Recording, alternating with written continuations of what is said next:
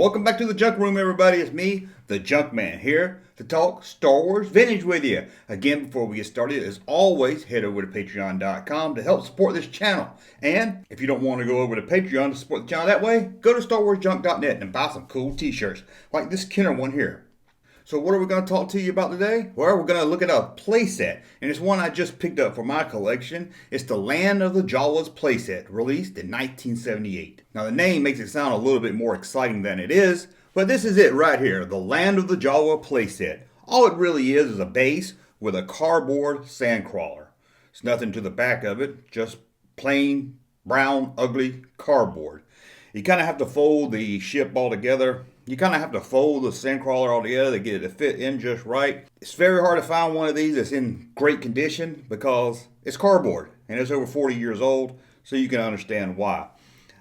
It has a little window, it has an elevator here, and you may be asking yourself, Junkman, why do you not have Jawas on your display? Well, I only have one Jawa, and he's in my original 12 set, so he's in behind glass. So let's put this, we're going to have the Ewoks try it out here.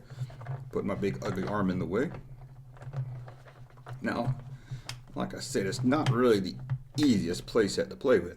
Okay, I'm going to put my hand up here just to secure it. And see, it has an elevator that will, now let me move this out of the way a little bit. If you can see, the Ewok right there gets ready. And there he is, looking out the window. See him up there? Hey, I'm Ewok. Put him up there, slide the base to the round. And there you go. You can kind of still see him in the window. Where did the Ewok go? Well, he's inside the sandcrawler now. And we'll bring him back down. I wish I had a Jawa to put on here, but I'll have to get an extra Jawa. Doop. And there he is right there. That's the little elevator for the sandcrawler. Again, this was only released in 1978-79. It did not cross over to Empire Strikes Back and Return of the Jedi like a lot of the playsets did. There are some catalogs that show this in the Empire Strikes Back box. It was never released in the Empire Strikes Back box. Now you think being it was only released in those 2 years, it would be an extremely rare piece. Well, yes, to find it in the box is pretty rare to find, and it can be kind of pricey to find it unopened in the box, like any box item. But it's really not that rare to find on eBay loose. I'm guessing Kenner must have sold a bunch of these in 78, 79. Because almost everybody I talked to that had those first set of series had this thing here. So it was hugely popular, no doubt about it. You can find it on eBay pretty cheap for a vintage item. I picked this one up here for $40. I think I got kind of a deal on it. Again, the hardest part to find is the cardboard in good shape. I almost picked one up a couple years back, but the cardboard wouldn't stand up. It just kept falling down.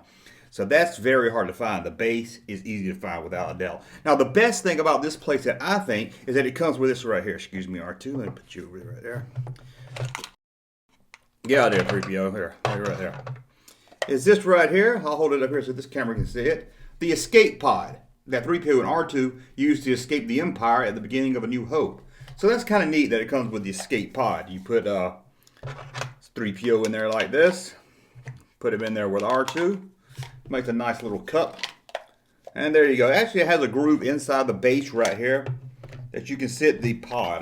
You can sit it like that, or I guess it really doesn't matter how you sit it. But it's got a little groove right there. It's got some tracks right here. Really hard to see. I'll get some better photos to put up. Tracks right here where a sandcrawler earlier that day rode past. Of course, it's got pegs to hold figures on like anything back in that day. You got a peg there. Got a lot of pegs. You got a peg there, got a peg there, got a peg there, got a peg there. Now here we're both at, he's also in a peg. So that's pretty good. Let's put that back right here. And it also has a peg down here by the cave. I don't know if you can see that really good. There's a cave. There's a cave right down there. Move. Get out of my way, little. Get out of my way. So there's a cave. Perfect size for a Jawa to be in that cave.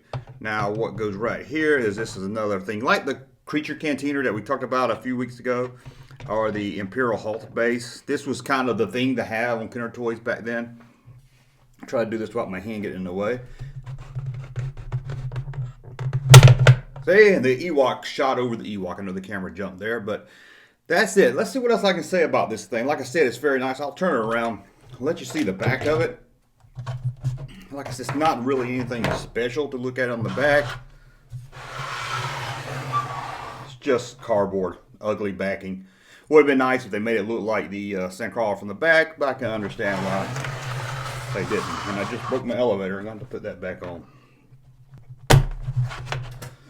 Okay.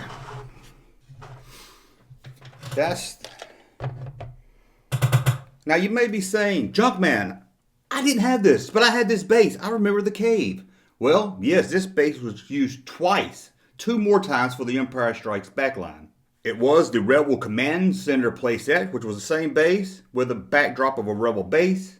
It was also used at the Hoth Ice Planet playset, same base again, with an AT-AT backdrop. And like I said, it's the same base, still has the tire marks on it, still has the spot where the pod landed, still got all the same pegs, still got that. It's got everything the same, except one has an AT-AT and one has a Rebel base. And the base for both of those are white to represent snow. At the time of its release, this playset would set you back $10.99. At least that was the price in the Sears catalog.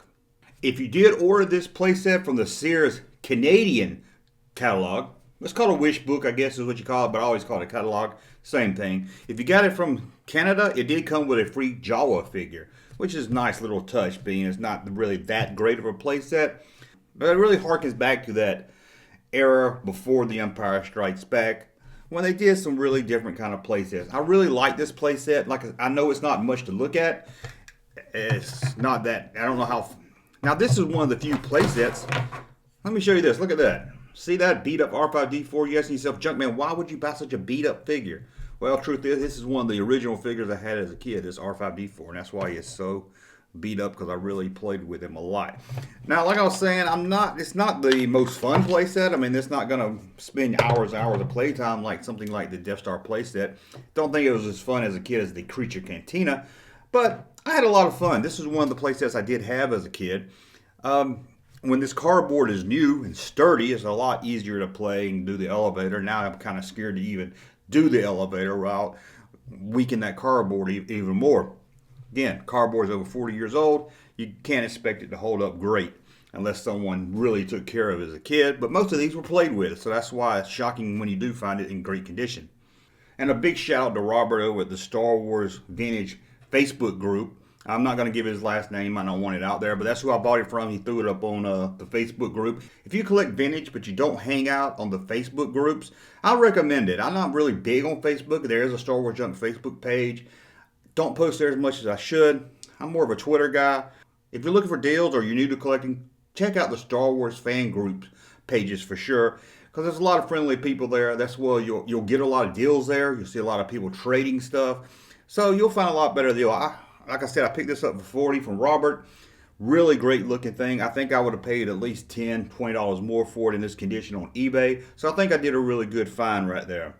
And I do apologize to you, Robert. I got a little concerned because I ordered it from him, and then he had some things come up, some family issues, and didn't reply back right away. And it always gets me kind of worried, because you never know when you're dealing with these people who trust. But I talked to other people in the Facebook group. They all know Robert. They all said what a great guy he was. There's something, if he hadn't replied back, then there's something wrong, that he's not trying to rip you off. So that's really good. So I really appreciate it. I'm still trying to learn all these guys in these Facebook groups too, because I hadn't been really active there maybe the last year or so. Again, this is called the Land of the Jawas. Now, it sounds a little bit more interesting by the name than it is to look at, but I really like it. I think the addition to the escape pod is something that makes it worth picking up for anybody.